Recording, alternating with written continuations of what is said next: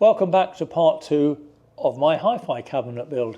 In this video I'll show you how I've stained it, glued it up, made the legs and the final assembly. If you've not seen part 1, then there'll be a link down below, or you can scroll right to the end of this video and click on the link that's up in this corner.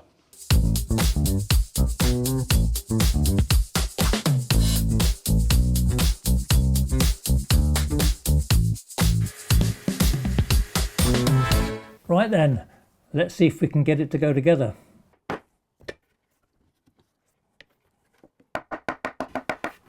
I've only got one domino here on the right.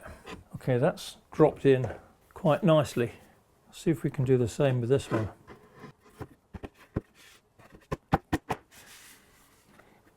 How's this looking?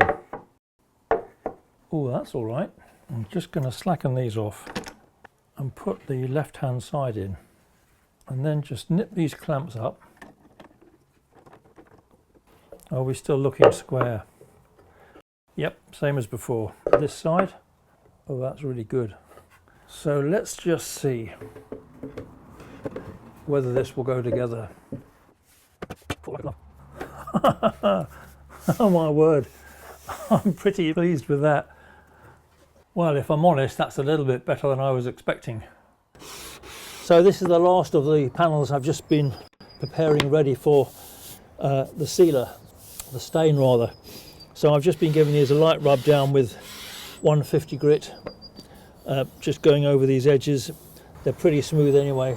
Router did a good job. I'm ready to try putting some stain on this wood now. And now, as you may have gathered, I'm not in my workshop. I am in fact in my kitchen because the workshop's far too cold. That's my tin of Fiddy's hard wax oil, and the shade of brown's called American. I'm going to be applying it with what's known as a rubber. And it's basically a piece of cloth that's just formed into a pad, and I put a piece of screen around just to hold it together. I want to try and do both sides and all the edges that are lipped in one hit, so they just need to be stood up. So I've made this and I've clamped it to the edge of my kitchen worktop. And these are the other pieces. Alright, the moment of truth. I've already got a tiny bit on the cloth, so I'm just dabbing it in there. Oops, that's probably too much. I'm trying to keep clear of where I should be gluing. I did wonder about sticking tape along, but I decided not to in the end. Well, I'm liking the colour. You're supposed to put this on nice and thin. This is going to take a little bit of a while, and just making sure I wipe this out. So it's important, I think, for all the stain work that I've ever done in the past, and that was a long time ago, that you need to work the stain out, not to have it really thick. In fact, the tin does tell you that on the instructions. I don't know if you can see it, but this panel has a join. I was being economical with my oak face ply because these 8 foot by 4 foot sheets cost £150 a piece. So a lot of money. You'll never ever see that line, and you certainly won't from this side, because it's underneath here, under the line of dominoes. Now I've adopted a slightly different approach in order to limit how much stains on here. I'm kind of dabbing it off on this lid. I don't know whether you can see it, but the grain is a little bit darker here than on this side. And that's because I had perhaps a little bit too much stain on my rag. Tapping off on here helps. So I'm not putting too much on. I want a nice thin layer. It's supposed to be thin. You can see it's virtually dry. There's no stain on here, yet if I rub that over, there's really nothing comes off it. So that's good, that's what I want. That's about right, that's going to be enough. Alright, see where I just dabbed it, there and there, how the stain has soaked into the grain more. So you really have to be careful. It makes me laugh. I watch videos of people putting stain on with a brush and they ladle it on. It's so thick, you think to yourself, this isn't going to look good, and sure enough, it doesn't look good, especially if it's a horrible dark brown.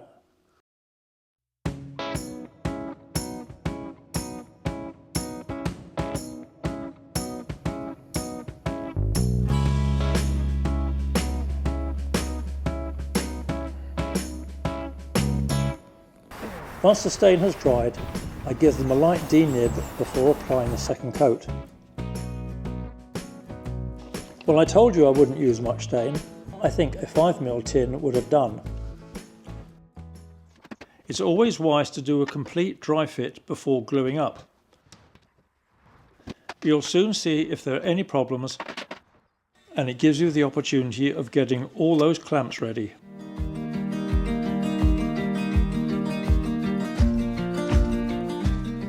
With the trial assembly complete, it's time for the glue up.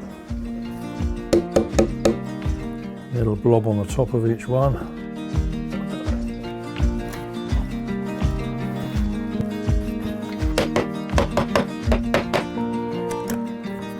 Well, I'm getting there. That was a little bit of a struggle, that glue up. So the next thing to do once this is dry is to put the left-hand end on and the top.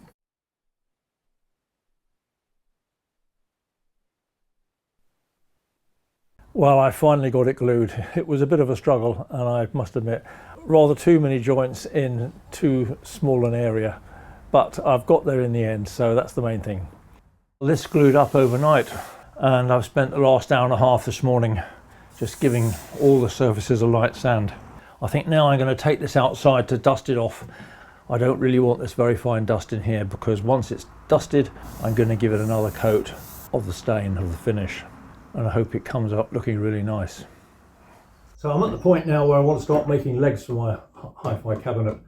And I'm going to try something a little bit different, because I have an awful lot of this rather nice maple. I'm going to run it through the bandsaw, take the tongue off this edge, trim down this side too, and then I can run it through my planer thicknesser. It's very, very nice, this maple. It's nice tight grain, and I might well stain it a different colour to the actual hi-fi cabinet itself.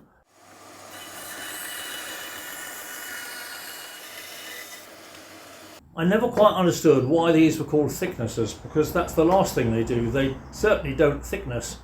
In fact, it'd be a fantastic machine if you could put a bit of wood in it and it came out thicker. They really should be called thinnessers, but thinnessers a bit of a mouthful, isn't it? Not easy to say. So thicknesser it is.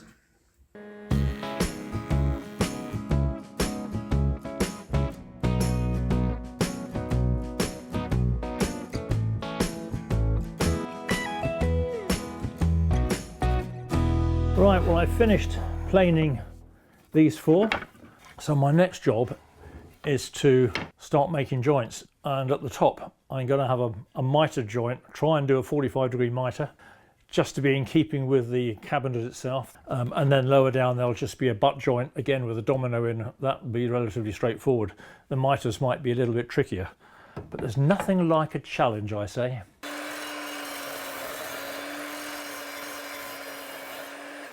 So I think the centre of it needs to be there. I guess I'm going to want a domino that protrudes, 15mm, that's perfect. Right, let's give it a whirl. I've just put this piece on here to give me a little bit of extra support on the end of the domino machine. There we are. You see that? Right, all I've got to do now, swap everything around and do this one.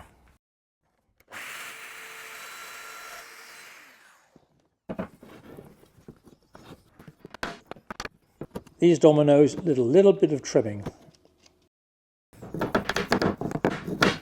Good, that's definitely going to work.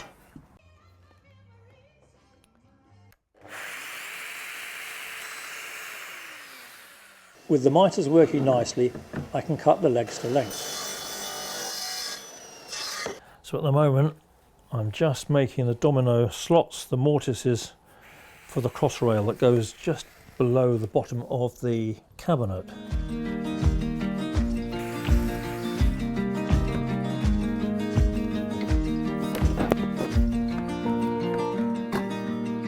This is the second of the two legs that I'm going to make.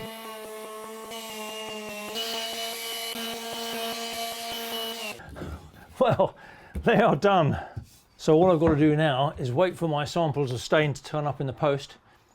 I decided I wanted the legs of my hi-fi cabinet to look a little bit different, as I bought myself a whole selection of different stains.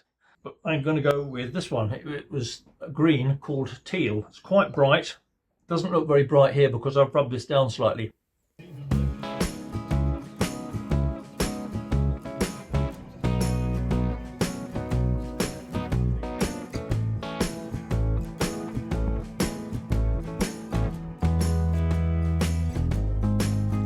I fixed the legs to the cabinet using M6 insert nuts in the legs and secured them with M6 countersunk bolts from the inside.